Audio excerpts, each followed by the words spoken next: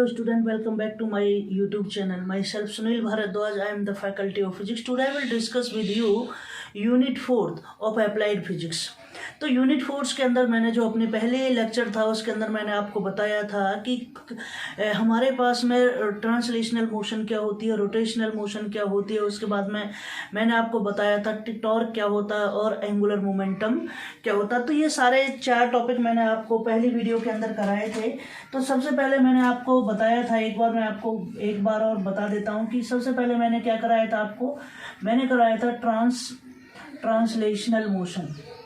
Translational motion और translational motion को हम कहते थे लीनियर मोशन भी कहते थे। क्या कहते थे? Linear motion. और इसको एक और नाम दिया था मैंने क्या कहा था इसको? रेक्टी लीनियर मोशन भी मैंने इसको कहा था। तो मैंने क्या कहा था? An object is said to be linear motion if it moves about a path या about a straight line of a path. तो हमारे पास में एक क्या थी, इसकी एक सिंपल डेफिनेशन हो गई थी। सेकंड केस में मैंने बात की थी आपके पास में, मैंने बताया था आपको रोटेशनल मोशन। किसकी मैंने बात की बेटा? रोटेशनल मोशन की मैंने आपके साथ में डिस्कस किया। रोटेशनल मोशन को मैंने क्या और कहा था? मैंने कहा था इसको सर्कुलर मोशन। क्या कहा था? Circular motion. Circular motion means an object is said to be circular motion if it moves around a fix point. तो कोई भी ऑब्जेक्ट जब अराउंड मूव्स करेगा किसी भी फिक्स पॉइंट को, उसको क्या कहते हैं? Circular motion. फिर मैंने आपको बताया था एक्सिस ऑफ रोटेशन। किसकी मैं बात कर रहा था? Axis of rotation. This is the main part of this. ठीक है, अगर मैं ट्रांसलेशनल मोशन की मैं बात करता हूँ, रोटेशनल मोशन की मैं बात करता हूँ, तो इसमें axis of rotation is very interesting and important part of this topic. तो मैं ये कहना चाहता हूँ एक्सिस ऑफ रोटेशन का मतलब क्या था, मैंने डेफिनेशन लिखवाई थी। A vertical line passing through a fix point which the body rotates. ठीक है, उसको क्या कहेंगे हम? Axis of rotation. तो और इसके बाद में मैंने आपको बताया था टॉर्क। क्या कहा था मैंने? टॉर्क कहा था, जिसको मैंने नाम दिया था मूवमेंट फोर्स। क्या था मेरे पास में? Movement force. इसको टाउ से रिप्रेजेंट किया गया था। किससे किया था? टाउ से। तो टाउ हमारे पास में क्या था? टाउ को कहते थे the cross product of position vector and force. ये हमारे पास में एक इक्वेशन आई थी और टाउ को हमने इस तरीके से लिख दिया था RF sin theta N cap, where N cap is the unit vector. क्या हो गया था? Unit vector. R is the position vector and F is the applied force. उसके बाद में हमारे पास में नेक्स्ट टॉपिक था हमारे पास में angular momentum. Angular momentum is denoted by L। तो L हमारे पास में क्या था? R क्रॉस P क्या था हमारे पास में? लीनियर मूवमेंट था। तो हमारे पास में इसको भी मैंने क्या लिख दिया था? RP sine theta N cap. ठीक है, ये हमारे पास में इनको मैंने लिखने का एक फॉर्मेट बताया था कि आप इनको इस तरीके से लिख सकते हैं। तो इन पे बहुत सारी प्रॉब्लम भी आ सकती हैं। क्रॉस प्रोडक्ट आपको आना चाहिए कि A क्रॉस B हम किस तरीके से निकालते हैं। ठीक है, अब मैं आज का जो मेरा मुख्य कंसेप्ट है, मैं इनको टॉर्क को और एंगुलर मोमेंटम को रेक्टेंगुलर कंपोनेंट्स की फॉर्म में लिखता हूँ कि हमारे पास में ये दोनों ही रेक्टेंगुलर कंपोनेंट्स की फॉर्म में क्या होते हैं। फिर मेरा जो लास्ट टॉपिक बचता है इस यूनिट के पोर्शन का, कंजर्वेशन ऑफ एंगुलर मोमेंटम, वो मैं आपके साथ में डिस्कस करूँगा। फिर उसके बाद में जो हमारा सिलेबस है, मोमेंट ऑफ इनर्शिया है, रेडियस ऑफ जायरेशन है और कुछ फॉर्मूले हैं। तो ये यूनिट 4 हमारी ईजिली क्या हो जाएगी? फिनिश हो जाएगी।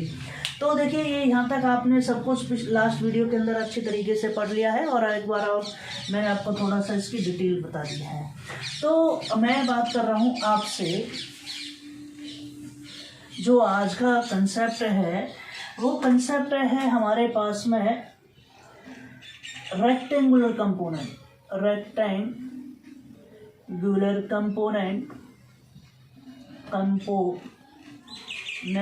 Of torque. क्या चीज है? टॉर्क। तो इसका मतलब टॉर्क के हम इसको रेक्टेंगुलर कंपोनेंट्स की फॉर्म में हम लिखते हैं। ठीक है, तो मान लेते हैं रेक्टेंगुलर कंपोनेंट्स जो हमारे पास में होते हैं। सबसे पहले आपको इसका फॉर्मूला पता होना चाहिए। आपको पता है वी नो दैट, आप जानते हो वी नो दैट क्या है इसका फॉर्मूला बेटा? Tau is equal to R cross F. ठीक है, ये हमने एक इक्वेशन मान ली, ये हमारे पास में आर क्रॉस एफ क्या चीज़ है, let R be the position vector. मान लेते हैं let R be the position vector and F be the applied force on a body। ठीक है, किसी भी बॉडी पे एक फोर्स क्या हो रहा है, F अप्लाई हो रहा है। तो R के टर्म में अगर मैं कह दूँ एक्स आई वाई जे और क्या हो गया जेड के, be the position vector. In case of क्या चीज़ है, X Y Z are the position vector हो गए हमारे पास में। आई जे के क्या चीज़ है हमारे पास में, आई जे के आर द यूनिट वेक्टर्स। क्या हो जाएंगे, यूनिट वेक्टर्स। तो एफ भी हमारे पास में क्या हो जाएगा, F X I F Y J और क्या हो जाएगा एफ जेड के। ये हमारे पास में हो गया। तो टाओ जो आप निकालोगे, क्या निकालोगे, R cross F. Okay, there is no problem. तो tau is equal to R की वैल्यू क्या है, X I Y J plus Z K. This is the format और क्रॉस लगा दो, this is the cross product, this is not a multiplication. ठीक है, multiplication में आप कुछ भी कर सकते हो। ठीक है, जैसे मान लीजिए आपने ये किया आई क्रॉस जे, अगर मल्टीप्लिकेशन की मैं बात कर देता हूं तो आई डॉट मतलब आई जे आ जाएगा। ये क्या है, मल्टीप्लिकेशन। ठीक है, अगर सिंपल मल्टीप्लिकेशन करते हैं ये हमारा एक फॉर्मूला है, बट ये क्रॉस प्रोडक्ट क्या चीज़ है हमारे पास में, क्रॉस प्रोडक्ट कहते हैं इसको, प्रोडक्ट। ठीक है, वेक्टर की फॉर्म में। तो I cross J is equal to K, always K आता है यार। ठीक है, this is the wrong method, always correct method is this. ठीक है, ये सारी चीज़ आपने एक बार देखा होगा, आपने 11th के अंदर पढ़ी होंगी, तो ये सारी चीज़ आपने देख लिया। तो एफ क्या हो जाएगा हमारे पास में, F X I F Y J plus F Z K. तो ये हमारे पास में ये क्रॉस प्रोडक्ट इस तरीके से लिख लेते हैं।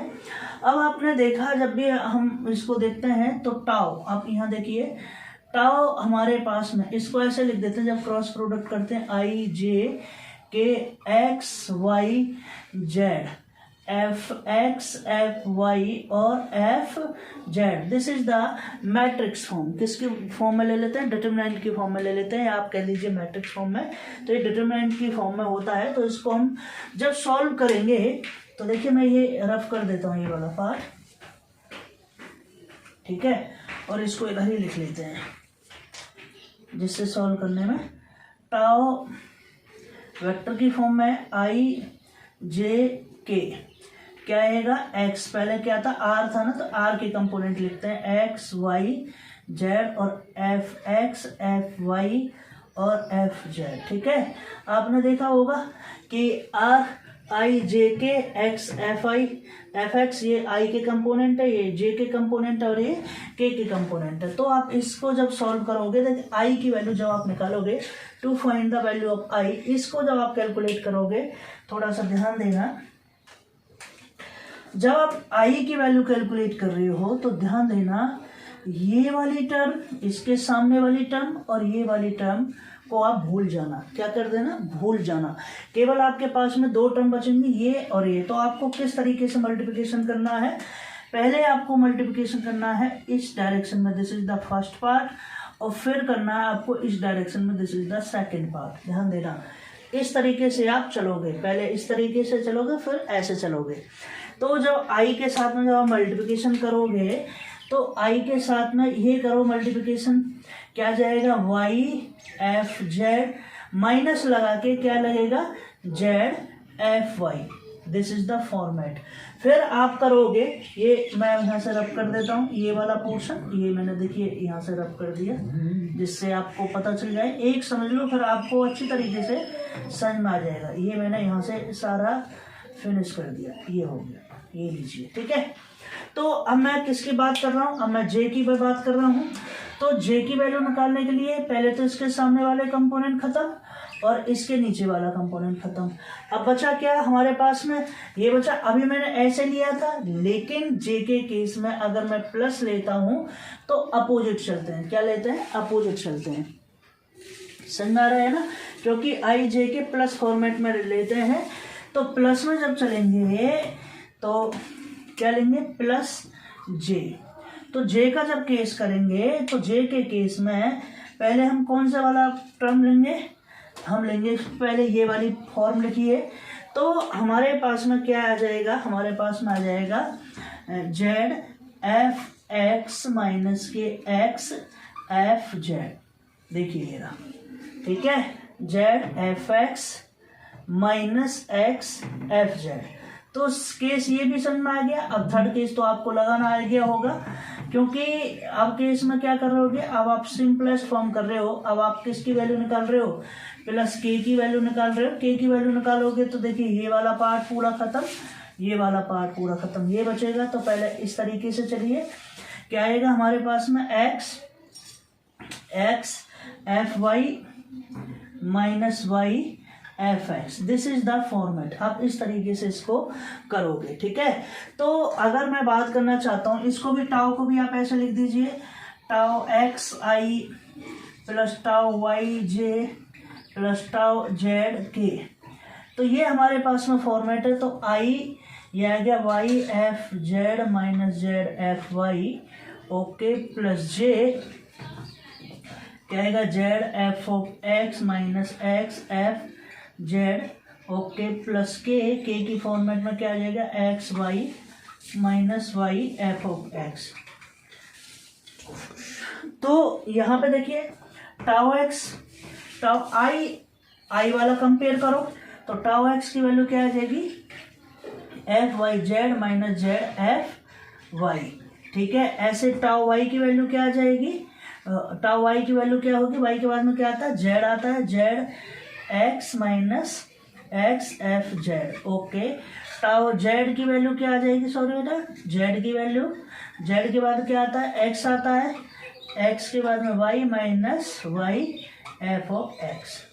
ये हमारे पास में बिल्कुल एक फॉर्मेट है इसको लिखने के लिए। This is the rectangular component of torque, ठीक है।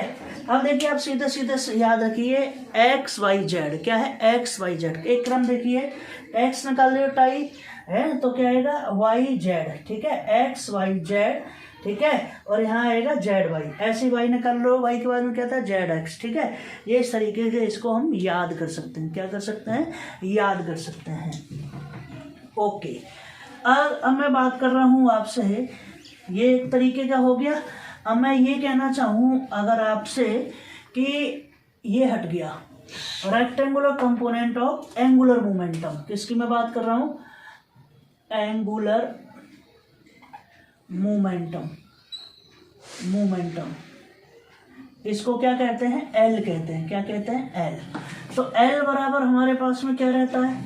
एल इज इक्वल टू रहता है आर क्रॉस पी। क्या होता है? R cross P. Let R be the position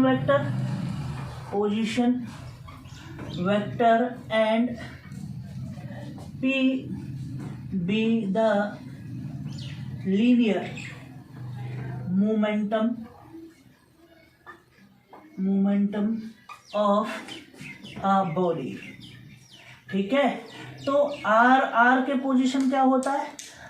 X, Y, J और Z के, ये हो गया।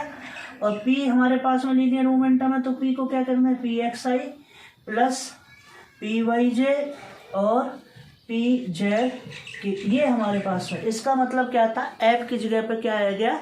P आ गया। बाकी सेम है, बिल्कुल सेम है। तो आप इसको बिल्कुल सेम फॉर्मेट में करोगे तो आप L निकाल रहे हो, L क्या चीज़ है? R क्रॉस P हो गया, देयर इज नो प्रॉब्लम।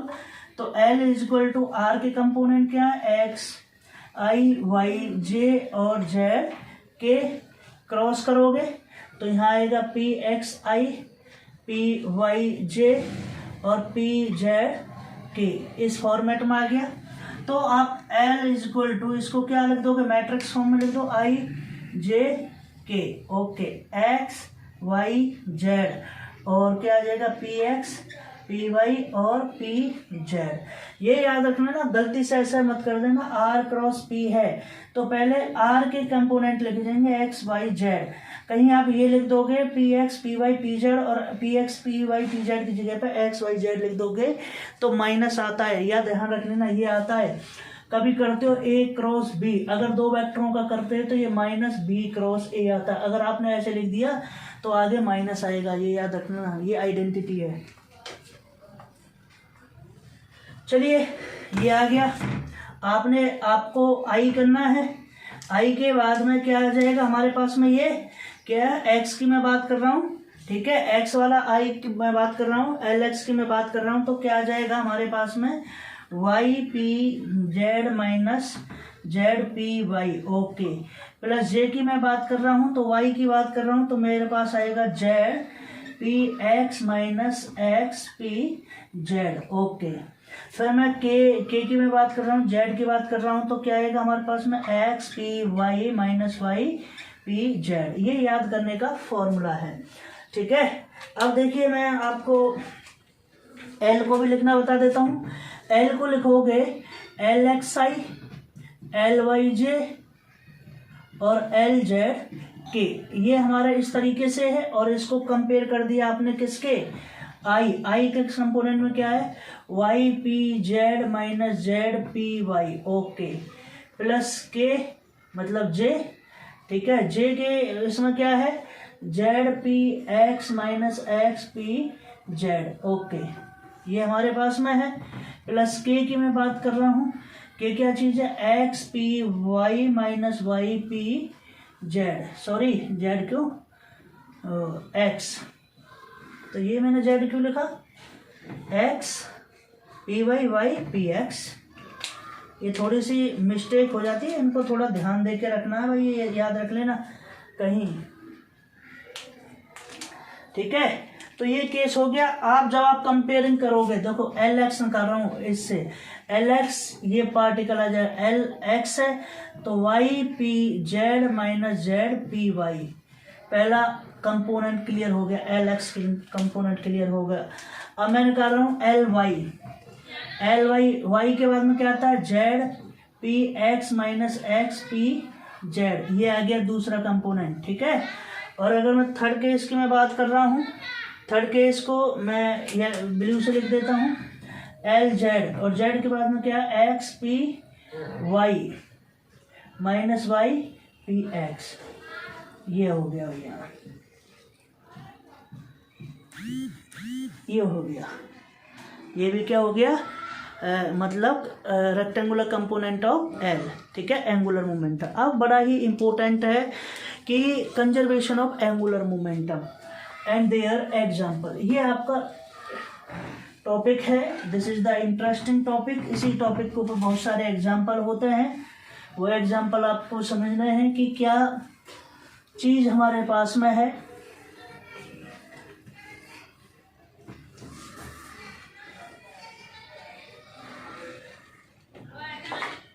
मेरा जो नेक्स्ट टॉपिक है वो है कंजर्वेशन ऑफ एंगुलर मोमेंटम,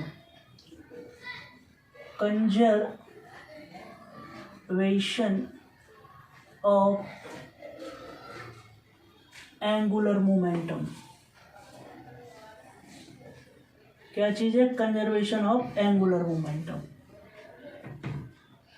ये एक थ्योरम है, स्टेट एंड प्रूफ कभी कभी पूछ ली जाती है ग्रेजुएशन में, जैसे आप अप्लाइड फिजिक्स के अंदर आपसे इसका डेरिवेशन पूछ लिया जाएगा कि state and proof the conservation of angular momentum आपसे पूछ लिया जाता है, या जैसे साइंस के अंदर बीएससी के अंदर इसको डायरेक्ट ही 9 नंबर के अंदर पूछ लिया जाता है कि state and proof the conservation of angular momentum. ये एक पार्टिकल के लिए भी होती है, एक सिस्टम ऑफ पार्टिकल के लिए होती है, लेकिन आपके लिए एक सिस्टम और एक सिंगल ऑफ पार्टिकल के लिए मैं बात करता हूँ। तो इसकी स्टेटमेंट देखिए, स्टेटमेंट से आपको पता चल जाएगा स्टेटमेंट क्या होती है।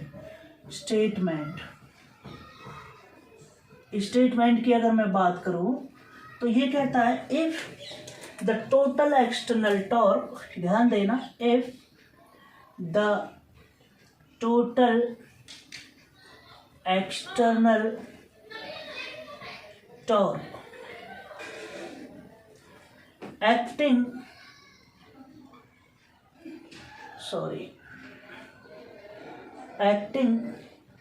on a particle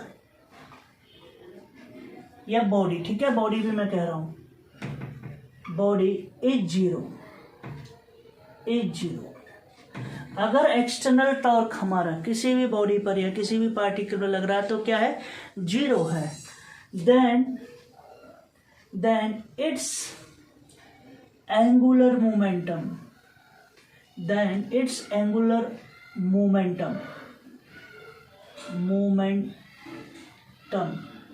is conserved और कांस्टेंट, ठीक है। कंडीशन में बिल्कुल नीट एंड क्लीन दे दिया है कि L is equal to constant. ये आपको प्रूव करना है। क्या करना है, प्रूव करना है। मैंने इसी आर्टिकल को इजीली बनाने के लिए लास्ट वीडियो में एक आपके साथ में एक रिलेशन डेवलप किया था। क्या किया था, the relation between angular momentum and torque किया था।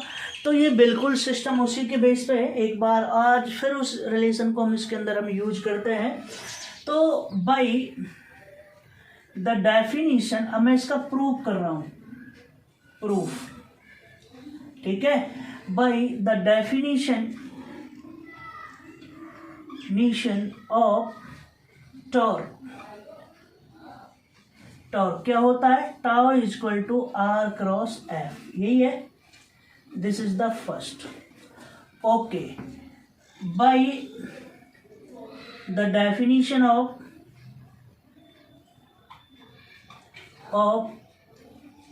एंगुलर मोमेंटम, तो क्या था, L is equal to R cross P था। This is the two. इसको now differentiating equation 2 with respect to time, T के साथ में इसको क्या कर दिया है, आपने डिफरेंशिएट कर दिया है। तो क्या आ गया, डी एल ओवर में क्या आ गया, डी टी। तो इसको कर दिया डी ओवर में D T R cross P.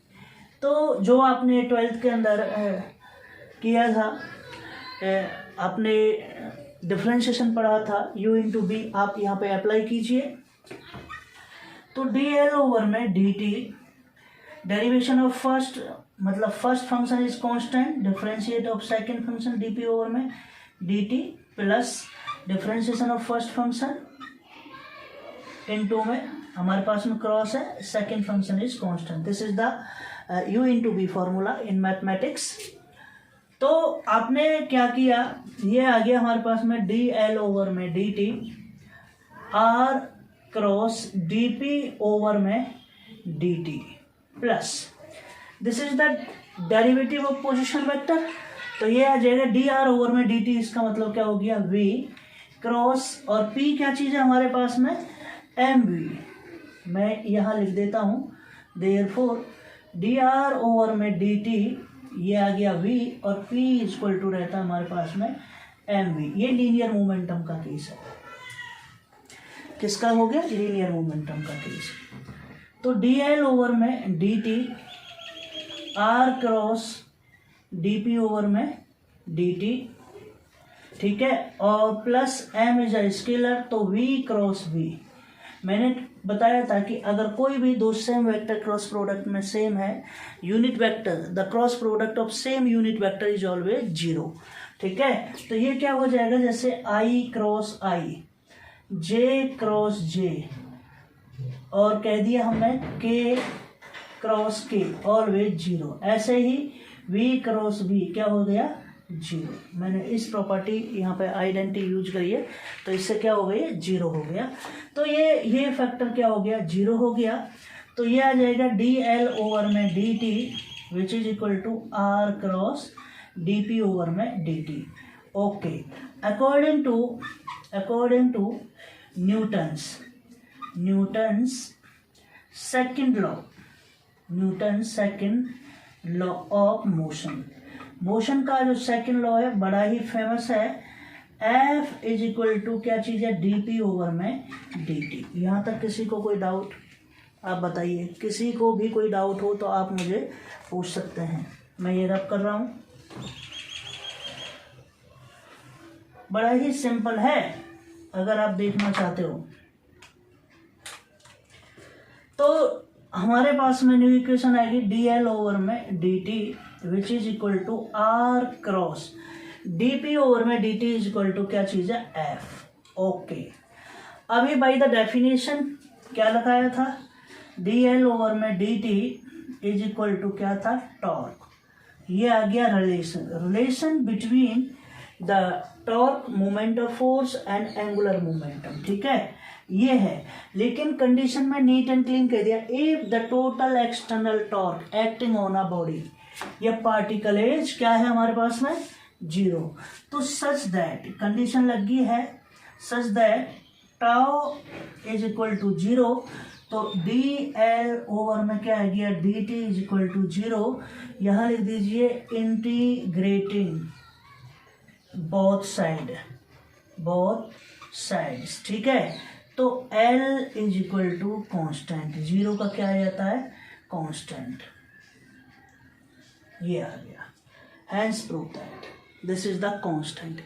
यहाँ तक अगर किसी को कोई डाउट हो तो वो मुझे पूछ सकता है। यहाँ तक के केस में चेक कीजिए, किसी को अगर कोई डाउट है तो। ये एंगुलर मोमेंटम क्या हो गया, कंजर्व हो गया। क्या हो जाएगा, एंगुलर मोमेंटम कंजर्व हो जाएगा। अब आपको सबसे पहले देखना है कि हमारे पास में देखिए, आपका अप्लाइड फिजिक्स का सिलेबस जो है वो बड़ा ही माइंड ब्लोइंग सिलेबस है, क्योंकि पता नहीं किस तरीके से यूनिवर्सिटी ने उसको सेट किया है। अब मैंने आपको कंजर्वेशन ऑफ एंगुलर मोमेंटम आपको पढ़ा दिया, ठीक है, लेकिन फिर आपको पूछ लिया गया है इसी के पास में है कि इसको इस तरीके से कीजिए। इसका जो सिलेबस का सेकंड पार्ट है वो है मोमेंट ऑफ इनर्शिया। तो मोमेंट ऑफ इनर्शिया जो हमारे पास में रहता है वो रहता है I is the moment of inertia which is equal to mr²। ये हमारे पास में मैथमेटिकली इक्वेशन होती है कि moment of inertia about an axis is equal to the product of mass and square of the distance perpendicular from the axis of rotation. तो ये हमारे पास में इसकी क्या होगी, डेफिनेशन बन चुकी है। ये क्या चीज़ है, डेफिनेशन है। But in case of relation in terms of moment of inertia and angular velocity, तो हमारे पास में क्या रहता है, L is equal to I omega रहता है। क्या रहता है, आई ओमेगा रहता है। इसको कहते हैं हम एंगुलर मोमेंटम, इसको कहते हैं मोमेंट ऑफ इनर्शिया, और इसको कहते हैं एंगुलर वेलोसिटी। क्या कहते हैं, वेलोसिटी। तो यहाँ भी केस सेम है, यहाँ भी केस सेम है। ये भी आई ओमेगा, हम इसको प्रूव कर देते हैं, टॉर्क के साथ में आई अल्फा रहता है, क्योंकि ये रिलेशन है। किसके साथ में है, ये मोमेंट ऑफ इनर्शिया और एंगुलर वेलोसिटी के साथ में है। तो यहाँ पे हम केवल जो इसके एग्जाम्पल हैं, एग्जाम्पल की मैं बात करता हूँ, तो उसमें एंगुलर वेलोसिटी हमारे पास में इंक्रीज करती है, डिक्रीज करती है। इंक्रीज कब करती है, जब मोमेंट ऑफ इनर्शिया क्या होता है, डिक्रीज होता है। और एंगुलर वेलोसिटी डिक्रीज कब करती है, जब मोमेंट ऑफ इनर्शिया क्या होता है, इंक्रीज होता है। केवल इन केसेस के ऊपर आपके कई डेली लाइफ के एग्जाम्पल हैं। तो एक प्लेनेटरी मोशन का तो मैं आपको एक एग्जाम्पल करा देता हूँ, बाकी आपको थोड़े बुक से देखने पड़ेंगे, ठीक है। तो प्लेनेटरी मोशन का मैं एक एग्जांपल कराता हूं कि किस तरीके से हमारे पास में प्लेनेटरी मोशन। तो आप जानते हो कि जितने भी हमारे गैलेक्सीज हैं, जितने भी हमारे पास में ये ग्रह हैं, ये रिवॉल्व करते हैं अराउंड द सन, ठीक है। जैसे अर्थ हमारे पास में, हो गया। Earth is the natural satellite of the किसका है, सन, क्योंकि सन के चारों तरफ क्या करता है, मूव करता रही। This is the natural satellite. But in case of artificial satellite की अगर मैं बात करूं, आर्टिफिशियल सैटेलाइट देखे ना आपने, मून भी क्या करता है, मून अराउंड करता है अर्थ की, ठीक है। और अर्थ किसके अराउंड मूव करती है, सन की। और हमारे पास में जो आर्टिफिशियल सैटेलाइट है उनको तो हम मैन मेड हैं, वो मूव्स करेंगे, जिसके भी हम कक्ष में उसको छोड़ते हैं उसी के कक्ष में क्या करेगा, मूव करेगा। तो ये हमारे पास में इस तरीके के केस है। तो अब मेरा एक और एग्जाम्पल देखिए, एग्जाम्पल इसके कंजर्वेशन ऑफ एंगुलर मोमेंटम का एग्जाम्पल है।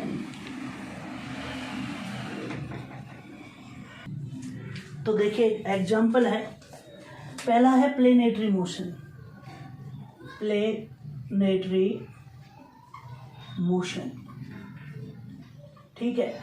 इसको आप बड़े उससे समझिए।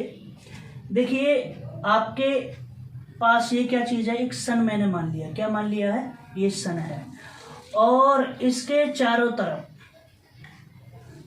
इस तरीके से कोई भी, ये अर्थ होगी, दिस इज द सन, ये अर्थ, मैंने इसको कह दिया अर्थ, ठीक है। ये इस तरीके से इलिप्टिकल ऑर्बिट, ठीक है, ये क्या चीज़ है, इलिप्टिकल ऑर्बिट, इसको कह गया सन, और ये अर्थ। तो इस एग्जांपल में मैं ये कहना चाहता हूं कि earth is revolve around the sun in an elliptical orbit with angular velocity omega, और एंगुलर वेलोसिटी जो हमारे पास में है इस तरीके से, ये क्या चीज़ है, ओमेगा, क्या चीज़ है, ओमेगा, ये क्या चीज़ है हमारे पास में, omega, omega is the angular velocity, ठीक है। तो मैं ये कहना चाहता हूँ the angular velocity of a planet moves around the sun in an elliptical orbit is increases. तो हमारे पास में जो एंगुलर वेलोसिटी है, जब कोई प्लेनेट रिवॉल्व करता है अराउंड द सन, ठीक है, तो उसकी एंगुलर वेलोसिटी क्या हो जाती है, इंक्रीज हो जाती है, क्या हो जाती है, एंगुलर वेलोसिटी इंक्रीज हो जाती है। तो मैं इस प्लेनेट की मैं बात कर रहा हूँ भाई, देखिए ये सन है और ये अर्थ है, तो यहाँ से यहाँ तक ये डिस्टेंस r है, क्या चीज़ है, r is the distance between the sun and earth, ये बिल्कुल समझ में आ गया होगा।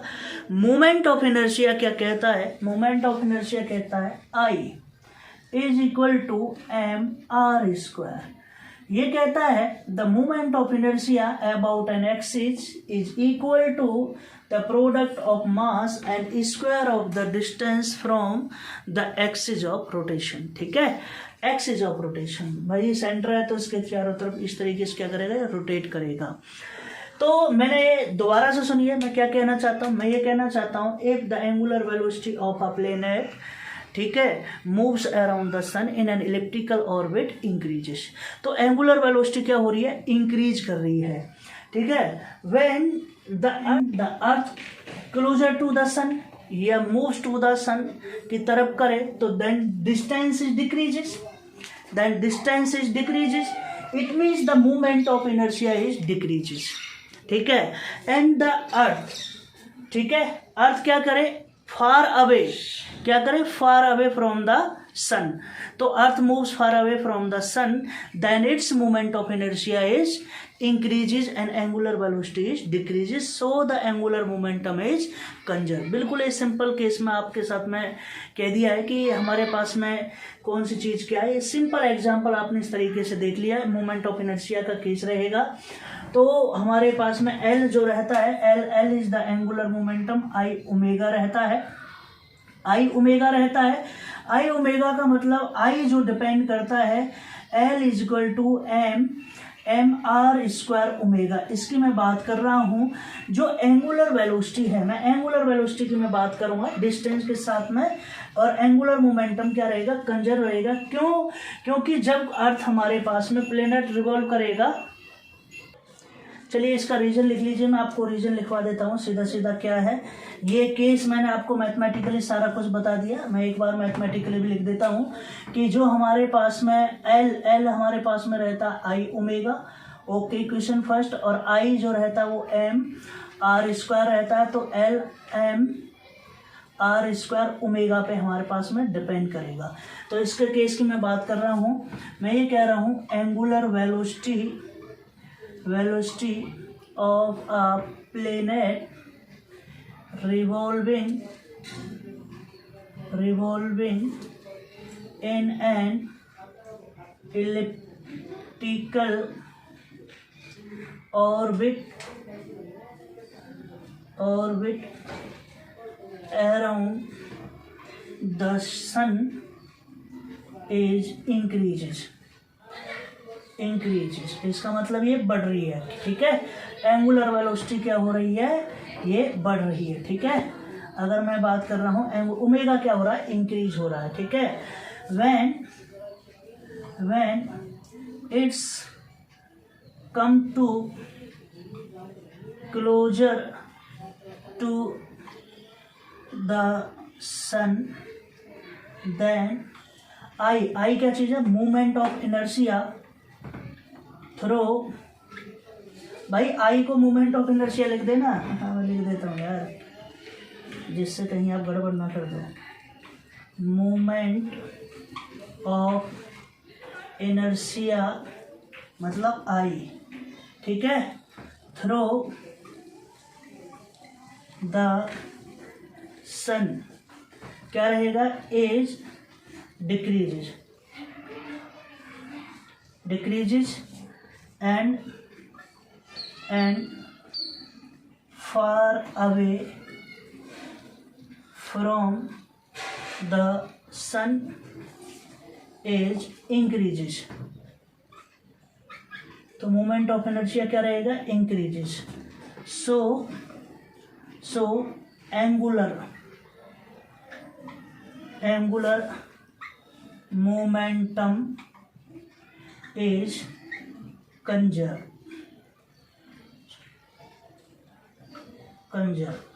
ठीक है।